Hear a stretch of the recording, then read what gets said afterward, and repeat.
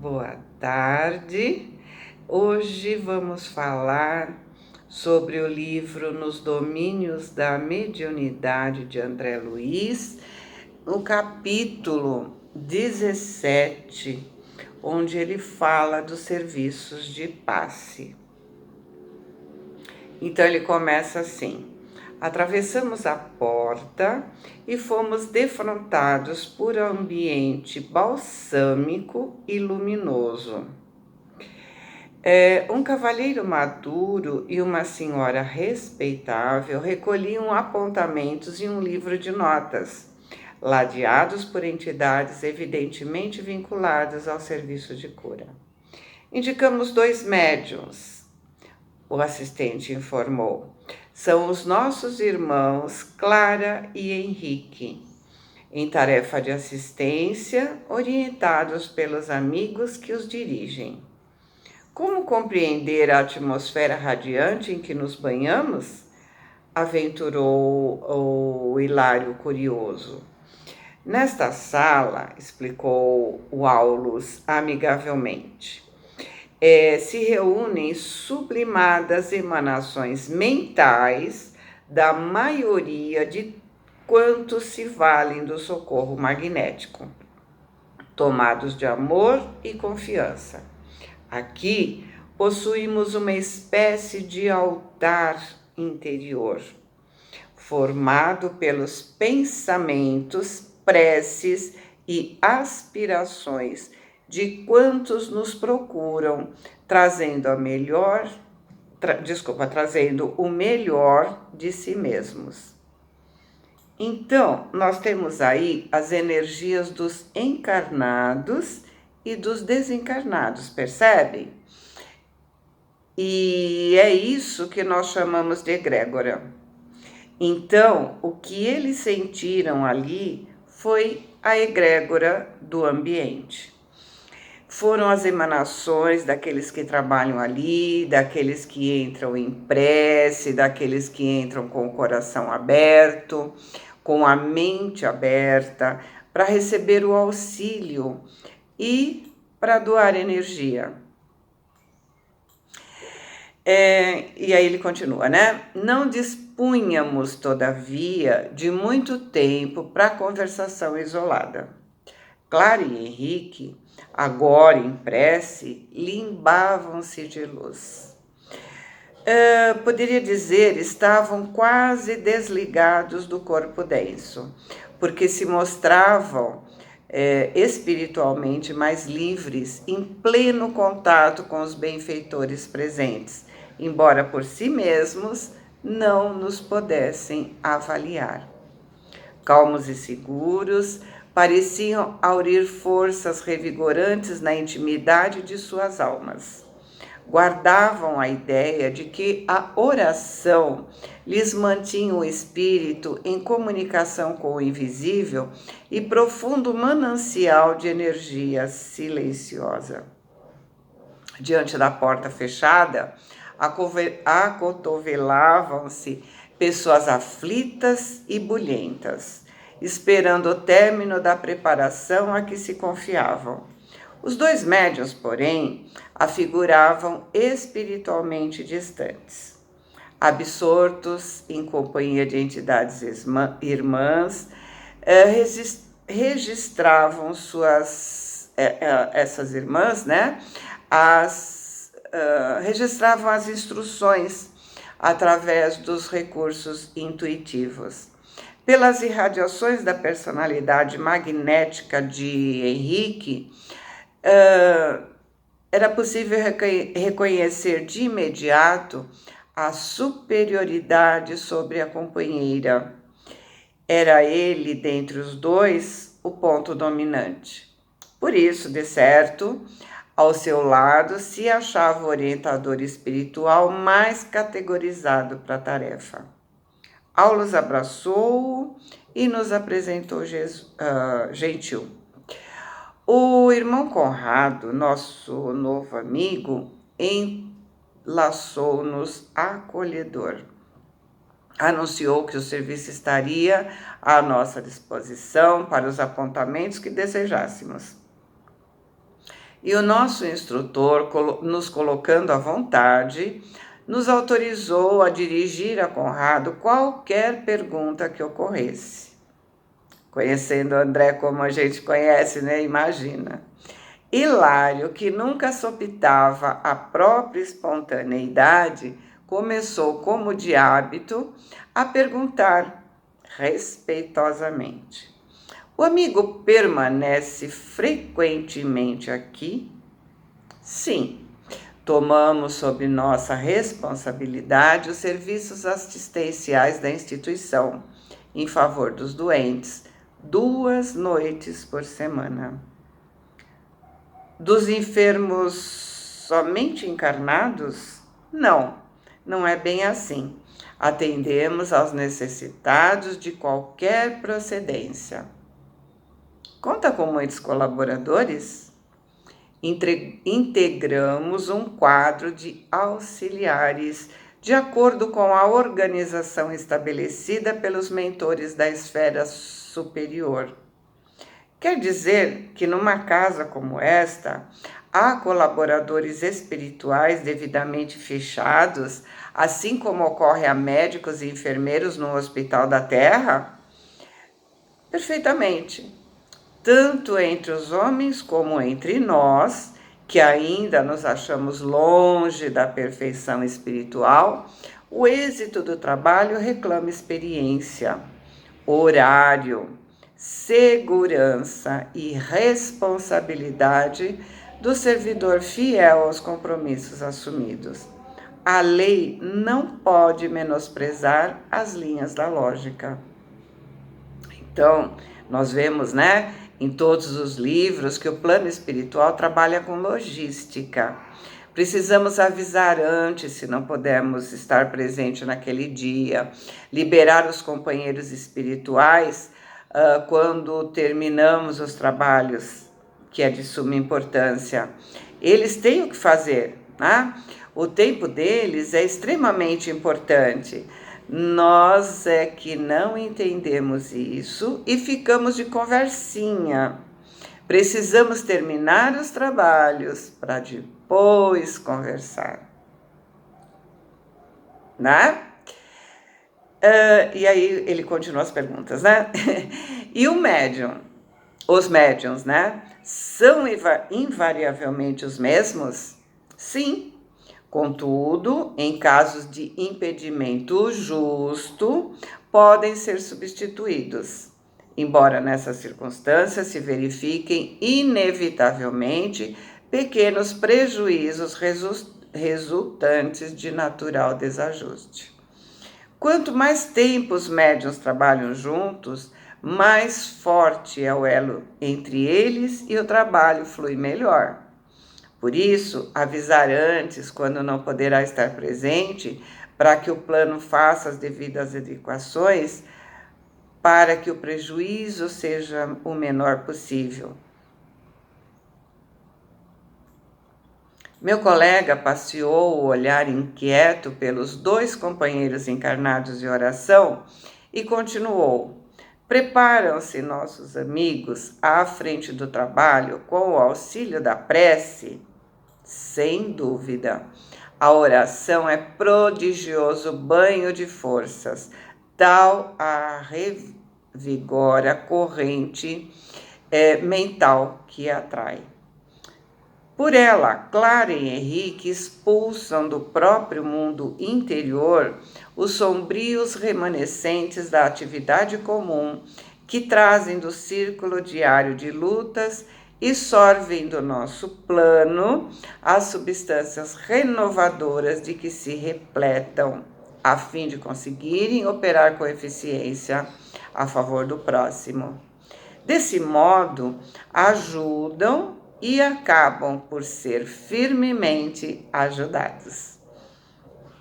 Lembrar sempre que a única forma de mudarmos a nossa vibração é a oração. É preciso sentir cada palavra que a gente está dizendo. Na oração decorada, né? Não tem sentimento nenhum, como a gente já cansou de falar, né? Não tem sentimento algum, não há um elo, não há nenhum elo. pura e simplesmente é uma ladainha que está sendo feita em vão.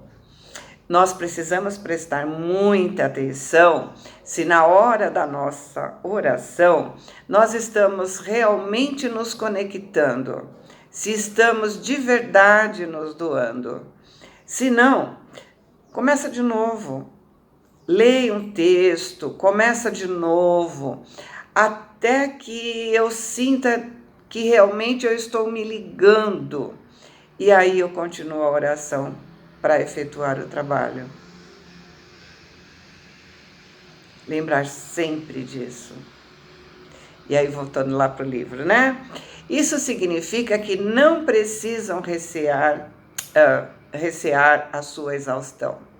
De modo algum, tanto quanto nós, não comparecem aqui com a pretensão de serem os senhores do benefício, mas sim na condição de beneficiários que recebem para dar. A oração, com o reconhecimento de nossa desvalia, coloca-nos à posição de simples elo de uma cadeia de socorro, cuja orientação reside no alto. Somos nós aqui, neste recinto sagrado, a missão evangélica, sob a inspiração de Jesus, algo semelhante à singela tomada elétrica, dando passagem à força que nos pertence e que servirá na produção de luz e energia. Então, gente, lembrar sempre que qualquer trabalho de energia são as nossas energias juntos com a energia do plano. Por isso a necessidade do estudo, da reforma íntima, porque se não estamos com as nossas energias como devem, quando ele diz que somos energias que passam por um fio, né, da tomada, se esse fio estiver desencapado, nós estaremos intermitentes, ora com energia, ora sem energia. Não seremos um veículo bom de transmissão. Então, se não conseguirmos nos manter em oração, estaremos toda hora ligando e desligando. Ou seja, não adianta só boa vontade. Não adianta dizer, eu já estou aqui, já estou fazendo bastante. Não, como diz o ditado, né? De boa fé o inferno está cheio. Não é só ter boa vontade, não é só estar ali presente, é se doar por inteiro, é se preparar, é fazer a nossa reforma íntima, para que cada dia de trabalho nós sejamos um trabalhador um pouquinho melhor do que ontem. Essa responsabilidade tem que ser conosco e com o plano espiritual, com o qual nos compactuamos para doar energia e trabalhar, para que eles possam contar com o nosso melhor. Quando fazemos planos, desejos no ano novo, por exemplo, né? Isso é só um simbolismo, mas é um simbolismo forte. Então, que nós usemos esse simbolismo em nosso favor. Que a gente se compenetre em nossa reforma sempre. Que nós nos dediquemos mais e mais a cada dia para nos melhorar.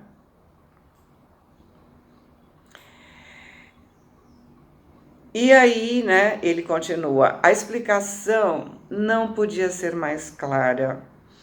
E enquanto Hilário sorria satisfeito, Conrado afagou os ombros de Henrique, como a recordar-lhe o horário estabelecido. E o médium, apesar de não assinalar o gesto no campo das sensações físicas, obedeceu de pronto, encaminhando-se para a porta e descerrando-a aos sofredores. Lembrar sempre o melhor uso do tempo. Pequena multidão de encarnados e desencarnados aglomerou-se à entrada. Todavia, companheiros da casa controlavam os seus movimentos. Conrado entregou-se ao trabalho que lhe competia e, em razão disso, tornamos a intimidade do assistente. Ambos os médios atacaram a tarefa. Enfermos de variadas expressões estavam esperançosos e retiravam-se depois de atendidos com evidentes sinais de reconforto. Das mãos de Clara e de Henrique irradiavam-se luminosas chispas, comunicando-lhes vigor e refazimento. Na maioria dos casos, não precisavam tocar o corpo do paciente de modo direto. Os recursos magnéticos aplicados a reduzida distância penetravam assim mesmo o elo vital, ou a aura dos doentes, provocando modificações subcutâneas. Então, lembrar que sempre nos diz que não se deve tocar os pacientes, né, entre aspas, porque estamos trabalhando o campo energético. Ao tocar, a gente pode fazer com que ele se desconcentre. Podemos criar uma sensação de desconforto. Importante, gente, lembrar, estamos trabalhando com a parte energética. Os passistas nos pareciam como duas pilhas humanas deitando raios de espécie múltipla, ao contrário do irmão Conrado e de seus colaboradores. O quadro era efetivamente fascinador pelos jogos de luz que apresentava. Hilário sondou o ambiente e em seguida indagou de nosso orientador. Por que motivo a energia transmitida pelos amigos espirituais circula primeiramente na cabeça dos médiuns? Ainda aqui, diz Aulo, não podemos subestimar a importância da mente. O pensamento influi de maneira decisiva na doação de princípios curadores. Sem a ideia iluminada pela fé e pela boa vontade, o médium não conseguiria ligação com os espíritos amigos que atuam sobre essas bases. A nossa mente é a nossa usina criadora. Entretanto, ponderei, há pessoas tão bem dotadas de força magnética, perfeitamente despreocupadas do elemento moral. Sim, respondeu o assistente, né? Refere-se você aos hipnotizadores comuns, muitas vezes portadores de energia excepcional. Fazem belas demonstrações, impressionam, convencem, contudo, movimentam-se na esfera do puro fenômeno, sem aplicações edificantes no campo da espiritualidade. É imperioso não esquecer, André, que o potencial magnético é peculiar a todos, com expressões que se graduam ao infinito. Todos nós temos energias e elas atuam de forma que a comandarmos. Então, nem todos conseguem usar para o bem. Ela tem muita energia, mas será usada com a sintonia que ela está ligada. Tem potencial, mas o efeito será de acordo com as suas vibrações. Temos que ver os frutos pela árvore. Lembra Jesus? Temos que ver o fruto pelas árvores. Tem a ver com como ela vive, como ela se comporta, como é seu dia a dia, qual é o fruto daquela árvore, para a gente poder saber se o fruto daquela árvore é de uma pessoa boa. Não podemos acreditar que se uma pessoa trabalha com energia, ela é uma pessoa boa, é uma pessoa que está no caminho da santificação. Cuidado! Porque os mistificadores e os falsos profetas, como Jesus falou, estão espalhados por aí e as pessoas querem se iludir. As pessoas gostam muito de acreditar em Papai Noel, no pó de plim-pim-pim, se agarram a muletas, né? precisamos lembrar que nós dependemos das nossas escolhas e do nosso livre-arbítrio. E aí ele continua, né? Mas semelhantes profissionais podem igualmente curar, frisou meu companheiro, completando-me as observações. Sim, podem curar, mas acidentalmente, quando o enfermo é credor de assistência espiritual imediata, com a intervenção de amigos que o favorecem. Precisamos vibrar para aquelas pessoas, para que elas se modifiquem e lembrar as palavras do Emmanuel, né? Quando ele diz que indiretamente o mal trabalha para o bem. Energia é energia, ela está ali. E se a pessoa tem fé, se ela está ligada em oração, sim, ela recebe o que precisa.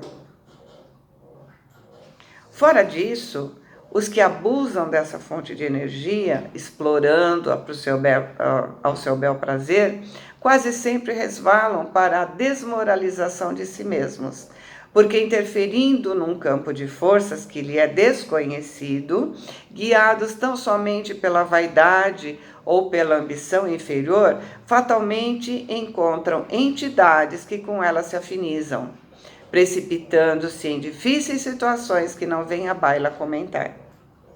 Se não possuem um caráter elevado, suscetível de opor um dique à influenciação viciosa, acabam vampirizados por energias mais acentuadas que as deles. Portanto, se considerarmos o assunto apenas sob o ponto de vista da força, somos constrangidos a reconhecer que há imenso número de vigorosos hipnotizadores espirituais nas linhas atormentadas da ignorância e da crueldade, de onde se originam os mais aflitivos processos de obsessão. E sorrindo acrescentou: recordemos a natureza. A serpente é um dos maiores detentores de poder hipnótico. Então, disse Hilário, para curar, serão indispensáveis certas atitudes do espírito. Indiscutivelmente, não prescindimos do coração nobre e da mente pura, no exercício do amor, da humildade e da fé viva, para que os raios do poder divino encontrem acesso e passagem por nós a benefício dos outros, para a sustentação de um serviço metódico de cura. Isso é indispensável. Entretanto, para o esforço desse tipo, precisaremos de pessoas escolhidas, com a obrigação de efetuarem estudos especiais? Importa ponderar, disse Aulus convicto, que em qualquer setor de trabalho, a ausência do estudo significa estagnação. Esse ou aquele cooperador que desistam de aprender, incorporando novos conhecimentos, condenando-se fatalmente às atividades de subnível, todavia, em se tratando de socorro magnético, tal qual é administrado aqui, convém lembrar que a tarefa é de solidariedade pura, com o ardente desejo de ajudar sob a invocação da prece. E toda oração, filha da sinceridade e do dever bem cumprido, com respeitabilidade moral e limpa de sentimentos, permanece tocada de incomensurável poder. Assinala a questão nesses termos: todas as pessoas dignas e fervorosas, com o auxílio da prece, pode conquistar a simpatia de veneráveis magnetizadores do plano espiritual, que passam assim a mobilizá-las na extensão do bem.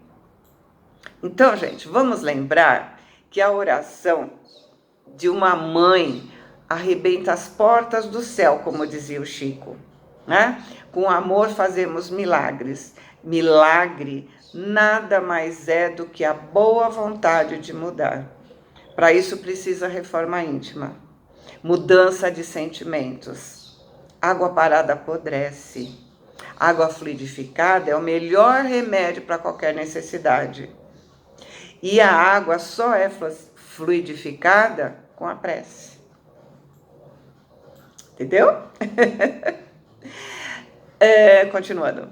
Não nos achamos à frente do hipnotismo espetacular, mas sim de um gabinete de cura, em que o médium transmite os benefícios que recolhe, sem a presunção de doá-los de si mesmo.